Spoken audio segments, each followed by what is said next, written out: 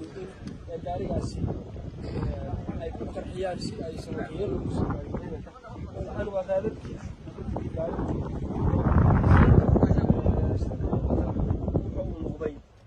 كرحات وين يا كحرنا halkan waxa uga jeednaa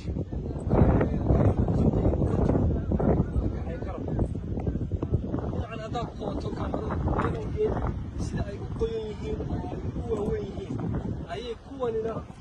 ula mid ahaayeen balse qarax ayaa saameeyay gaariga la xiriirsan u galay oo waxa u jeedaan maanta xaabada ayaa lagu soo tan waxay ka dhigan tahay in muujinta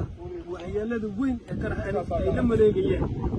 ciidamada difaaca balse ay si geesinimo leh uga hortageen kuna guuleysteen in gaarigaasi uu wax khasaare ah soo gaarsiin ciidamada geesiyaasha difaaca Puntland si salmiyana gaarigaasi waxyeeladiisiiba waa looga hortagay waana lagu guuleystay in la qarxiyo oo waa u jeedaan